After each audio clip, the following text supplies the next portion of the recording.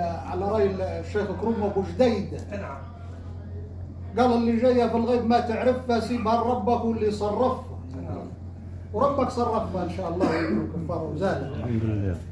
قال اللي جاية في الغيب ما في طوعك واصبر على المكتوب هدي روعك. ما تغير اللي تصير نصبة نوعك محال مهما دمعتك تذرفها. وكما أسرارك دوم بين ضلوعك ولا عاد تلوم الناس كي تكشفها. صلي صلاتك زينها بخشوعك واظب عليها قيمها وكلفها. وسبح إله عظيم وانا ركوعك ما تقولش صليت وتشفشفها. اللي جاية في الغيب ما تملكها سيبها لربك واللي يسلكها. وما هناك لا ساعة لا بملكها غير من هبال العبد عنده رفة. ينسج خيوط الفكر ويشبكها ويقضي سوايع ليلته ما غفة. جاتها بصيرة توجعي الشكة والجاتها نعيمة في الحرام صرفة. لا تهين في الدنيا ولا تتركها ان جاريتها تاخذك علي رفرفة. فيها التوه مشبكات سككة واجي الجرى قبلك من غير تحفة. قضى سنين العمر في معركة وحقه بعد ما شاب ما قارفة. تيه صحراتها لا عبد لا زكى واخر المتمة لا وراخ اللفة. مصعي الروحانيين عبرتك بيت تتقلب في مرار حسفة. اللي جايه في الغيب من تدبيره خالق الكون وحر فيه تسييره.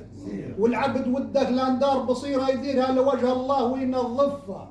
وابو عزم ما يستر على التكشيره حاجتك ما في اليد يسلفها. واصحى رقيق العزم ترجى خير لو تم الذهب يا له يملا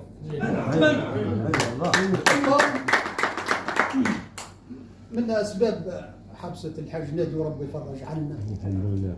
عندي يقول لي نعم. تفضل يا جماعة. في اللي قالوا سموها قصيدة اللون. نعم نعم يحبوها.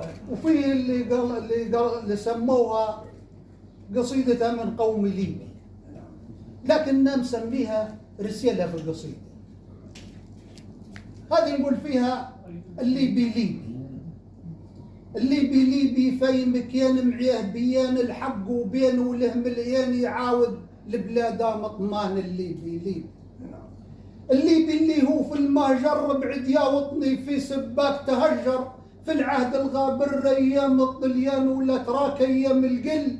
ايام الشر ايام وما في غير غلاك ايام الليبي. ليبي حر يموت ولا غازي يعطاك ايام ومسع. فيك غفر ايام وصافي كان دماك ايام حماتك. فيك غفر ايام وهم شايلين عناك الماضي. برجالك سطر جواد وكان وعز حماك ايام ومسع. فيك ظهر الخير اللي من تحت ثراك الليبي. عدوانا صمر وضحايا وطني وفداك. الليبي عدوانا صمر وضحايا وطني وفداك. تعبهم قطمرهم